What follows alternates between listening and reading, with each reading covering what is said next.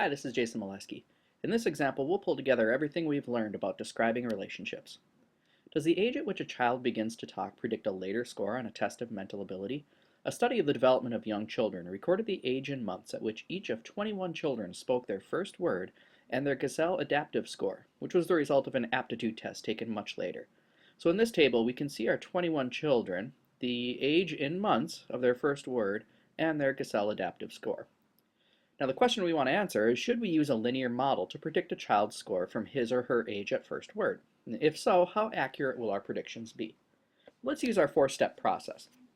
To do so, the first thing we'll want to do is make sure we look at our data in a visual form. We always want to plot our data when we have it in tabular form. So here we have a scatter plot along with the least squares regression line. And since we have the least squares regression line, we can also look at a residual plot. And we have some Minitab output to help us answer our question. So the first part of our four-step process is to state our problem. In this case, we want to answer the questions, is a linear model appropriate for these data? And if so, how well does the least squares regression line fit the data? Now to plan this out, what we'll want to do to figure out whether or not a linear model is appropriate is look at that scatter plot and residual plot to see if the association is linear or nonlinear. Then, if a linear model does appear to be appropriate, we can use the standard deviation of the residuals or the coefficient of determination, r squared, to measure how well the least squares line fits the data.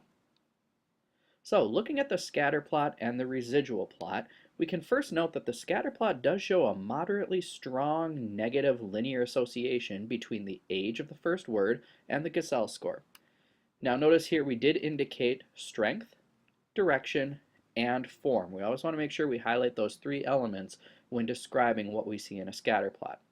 Now note there are a couple of outliers in the scatter plot. The 19th child in this case has a very high Gazelle score for his or her age of first word. Also, we note child 18 out here didn't speak his or her first word until much later than the other children in the study, and also has a much lower Gazelle score. Now the residual plot doesn't show any obvious patterns, so that confirms what we saw in the scatter plot, that a linear model is appropriate for these data. Now let's use the Minitab output to determine how well a linear model would predict the Gazelle score from age at first word. From the computer output, the equation of the least squares regression line is y hat equals 109.874 minus 1.1270x. Notice we look in the coefficient column in the Minitab output to design our equation, our least squares regression equation.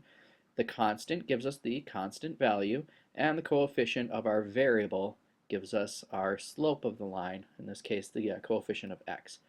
Now in this case we didn't define our variables. It's always a good practice to define them, so you might want to make an extra note that y hat represents the predicted Gazelle adaptive score, and x equals the age in months of the first word.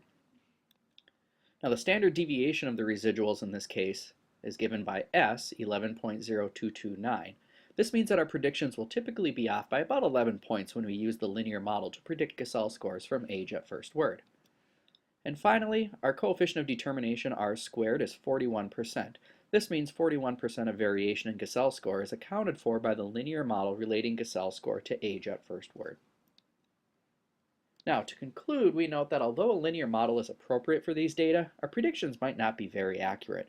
Our typical prediction error is about 11 points, and more than half of the variation in Gazelle score is still unaccounted for. So while it does look like a linear model fits, it doesn't do the greatest job in terms of making predictions. Now, we should be hesitant to use the model to make predictions until we understand the effect of the two outliers in the regression results also. So in looking at that scatter plot, we had several values that didn't seem to fit the overall pattern, so we might want to look a little bit deeper into the situation before using the model overall.